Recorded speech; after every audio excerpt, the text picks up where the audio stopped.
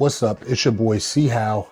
It is Monday, May 12th, and I had a funny video come through my feed earlier last night actually, and I was like, yeah, that's gonna be it for the beginning of the week. Really good video. Check it out. Cause you pain. Remember, the scripture says anybody who's not producing fruit, he cuts them off and throws them away. But the people who are producing fruit, he cuts them so that they can have more fruit. What I found out is one cut is full of pain and the other cut is. Think about it. 1,000. David 10,000. Saul killed 1,000. David 10,000. Hey, they not like God. They not. Okay, you can say that. But I'm just. So, all right, looking at that video, we gotta use a little bit of discernment going to these churches and who we call pastor. Your boy rolled in on a Cybertruck, got his haircut while preaching. I don't know, that just does not sit right with me.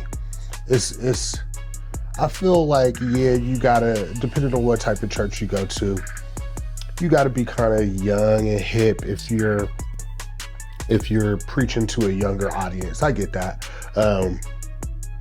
One of the churches I go to, Rock City, Pastor Chad, it's a younger audience there. So he'll come out sometimes, he might have on some J's. He's funny, he's relatable to the crowd.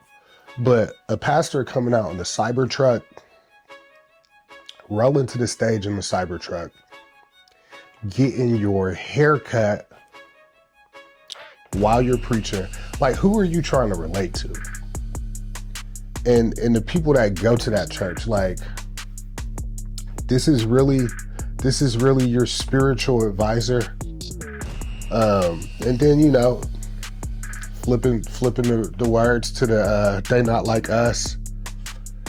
There's going to be a special place in hell for false prophets, and the Bible even says that in the end times, in the end days, there will be a lot of false prophets. I don't know.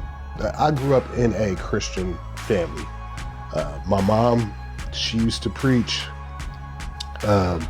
Her sisters both used to preach. My Uncle Tony used to preach. My grandfather preached. I believe my grandma Idra even got up there and laid a word down before. But I grew up in a very, very Christian-based family. And we're all still really tight-knit. I feel like that's the only reason why our family has done so well over the years, is because we have that foundation.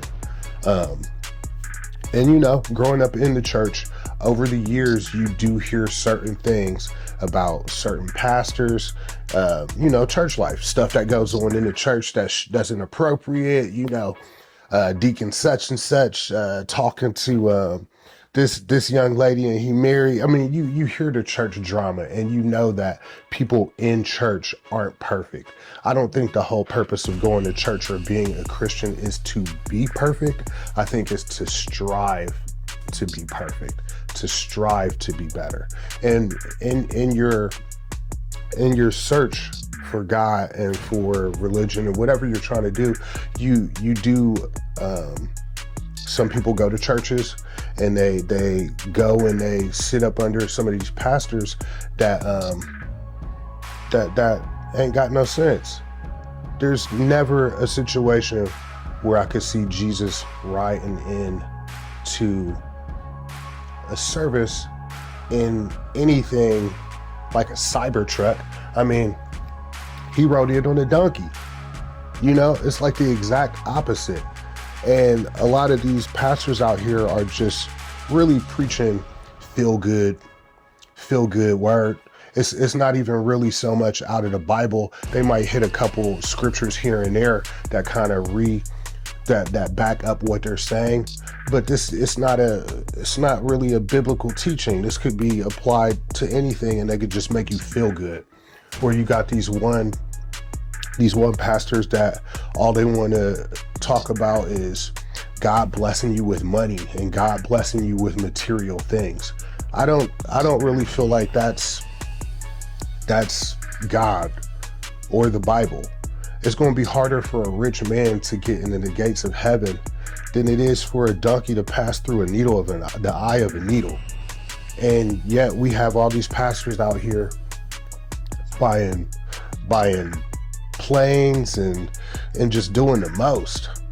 I think it's crazy that you come to your church and the people that come to your church are kind of, I'm not gonna say they're poor, but they're like middle class, and you got the nerve to have a private jet and a couple $1 million mansion and like all of these material things.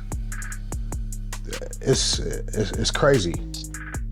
And then you got this guy getting his haircut in the pulpit, riding Cybertrucks up, dancing and talking, looking like a zest monster.